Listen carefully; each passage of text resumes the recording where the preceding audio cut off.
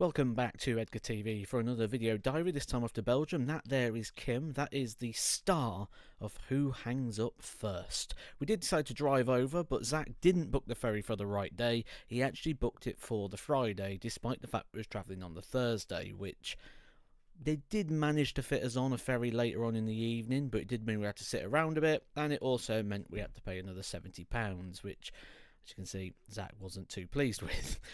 Now, that meant we had a bit of time to kill, so we invented a bit of Carmington here, which is basically badminton, but instead of a net, we use a car in the ferry port. And I was playing into the wind, which is why you see here I'm having to really smack it one, and Zach just gets to give it a little bit of a tap. Onto the ferry and over to Dunkirk. It's sort of 3.5 hours on the English side, 2 hours on the ferry, then about 3 or so hours in Belgium. Now it sounds a lot, but it's not too bad when you think you normally take 2 hours to the airport, you've got to sit around the whole time, wait for the flights, transport on the other side. There isn't too much difference, plus it allows you to take more luggage and not have to worry about what you're taking, packing, all those different types of things, because you can have it in the car, don't have to weigh the bags and all that. So it has a lot of perks to driving, and we do like to drive over to Europe when we get the opportunity to do so. Now, we did go over on the Thursday night, which did give us an extra day. There are friends over there that I was going over to see and spend some time with, so it was nice to go out and about and sort of check out the area. I did manage to catch Zach here as well, tying his girlfriend's shoes very briefly at the end before he saw the camera, but he puts the socks on for her, he ties the shoes, all that sort of stuff. Terrible. Not as terrible as my effort here at the Down the Clown with the headed. Went to an arcade, went to a bowling alley, had a bit of fun. This is a toilet game here, so what you got to do, you got to throw the poos into the toilet. Now, I came up with the idea of if we had a bag or something, we could put it in the bag, and we could throw them all in early before the toilet gets smaller. But we didn't have that, so what we decided to do was take Zach's t-shirt off and use the t-shirt as a bit of a slingshot here, and then throw them in afterwards. See how it's already getting smaller? So when you hit a certain score, the toilet gets smaller. So it's a really good idea by me there to chuck those in. It just weren't kind of the right application in order to get them in time before the toilet got smaller. So we didn't win on that, but we got plenty of jackpots, plenty of tickets, and got underway. Bit of bowling, we had some great food, some lovely restaurants in the area as well. So we actually had a fantastic Friday and a sort of fantastic opening before the darts begins. And it's game day, so we drive down to the venue nice and early. The event started at 10 o'clock. Thought we'd get there a little bit early. Obviously, you want to have a practice, get checked in, register, all that sort of stuff. But the venue didn't open till 9 o'clock. So this for me is a bit of a no, because it only gives you an hour to get in there, use the practice boards, use the facilities, get yourself prepared, get registered, which you'll see there is a big queue here for registration. This going all the way around the stage area and through to the entrance where you first come in. Big plus though is the new hockeys. Last year I went to this event, the hockeys sliding all over the place, very poor.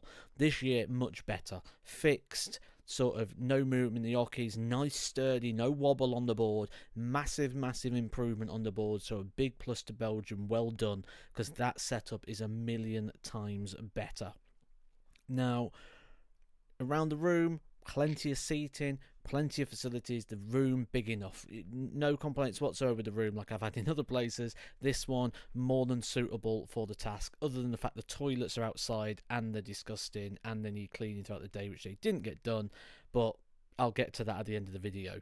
We'll have a look at my games. Now, my darts itself, I played really well. My finishing was superb. I took out some great finishers, like tumpless checkouts, like probably 50% of the legs I won was probably tumpless checkouts. Was really happy with that. Didn't do well in terms of results though. I got a few early wins, but then lost sort of 4th round, so both days. Now that means I didn't pick up any points, but it's not because I played bad. I actually was quite happy. Despite the lack of preparation, I wasn't quite sure what I was going to get for this event, but actually I was happy with the level of performance. I got in some good games, some good players, and the two players I lost to, Richard and Daniel, both played exceptional. It was 4-3 on both of those occasions in favour of the other player, and I didn't do too much wrong, so I don't really have too many complaints in regards to the level or regards to the standard. I was quite happy with that. I was happy with the wins as well, because some of the players I beat, very dangerous players who really did put some good darts forward, so really sort of a high standard event here, and you can really validate that with the amount of seeds that went out early, especially when you include the likes of Wesley Plazia going out early on the Saturday. That man's been reaching Pro Tour finals, so real good level of play. And the standard and darts in Belgium is something I've spoke about on a regular basis. The level of play, the amount of players, everything at the moment in Belgium is looking good in regards to the development. I certainly think that Belgium should be doing more in regards to maybe getting more Euro tours, things like that. Maybe, you know, the development of Belgium and the interest needs to be further enhanced in regards to players or systems at the very top. This system needs it as well.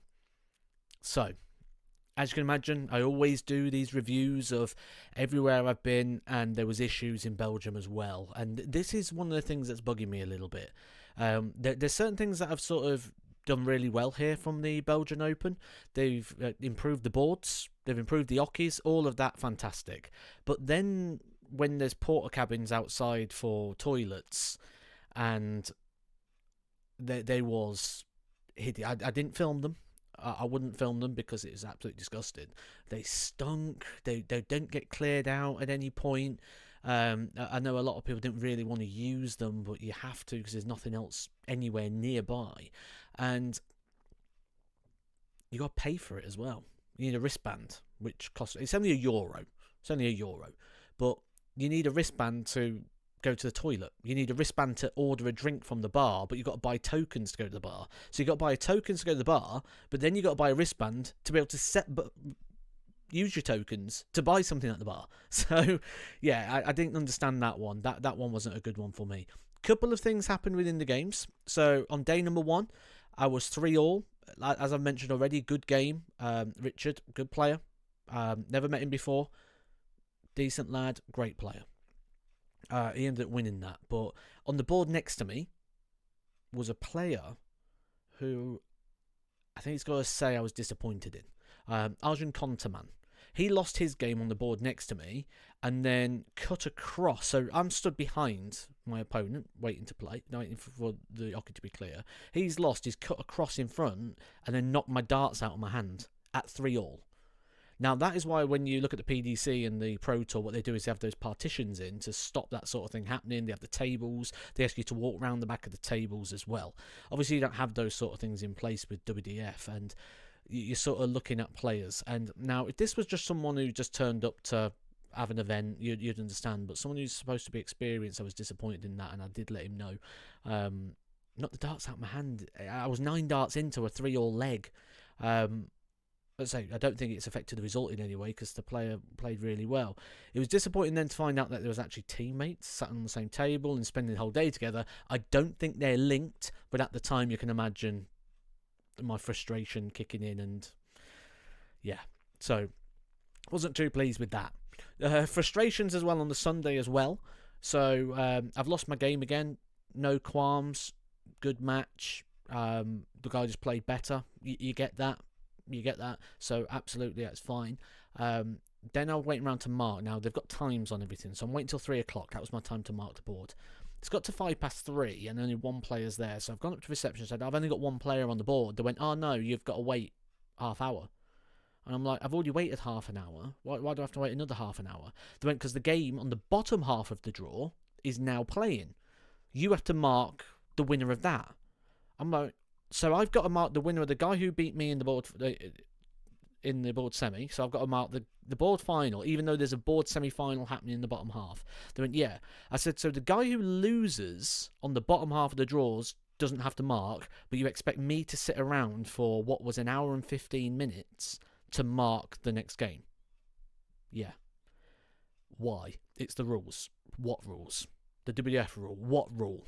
What rule says that there's a game happening after me, but then I've got to sit around to mark the board? Now, this frustrated the life out of me. I'm not gonna lie. You want me to sit around for an hour and 15 minutes to mark the board? I did. Absolutely I did. Because I respect the tournament, I respect the players.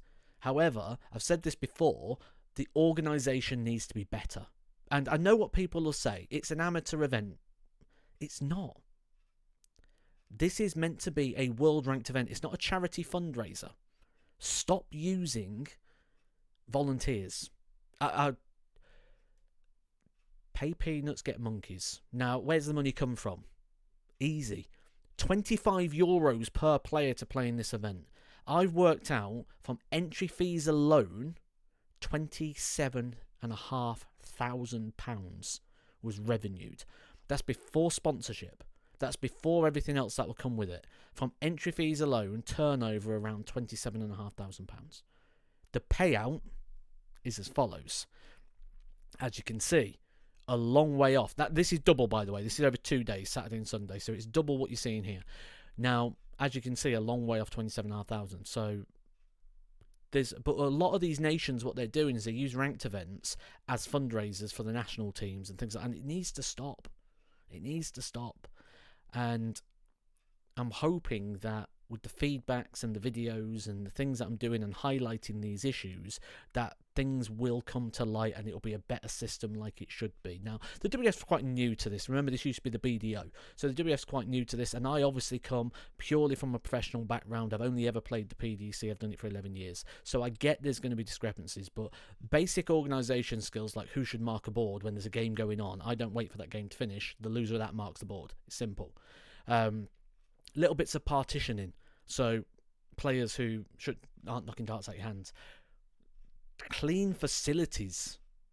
You know, just little things like that would go a long, long way. The ADC are smashing this right now. So it's not even a case of saying amateur darts can't do it. It can do it and it should be doing it, and they're doing it with the ADC.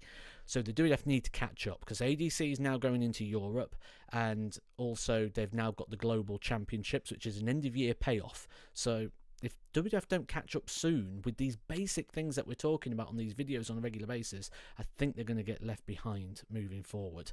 But not to tarnish what was a very, very good experience.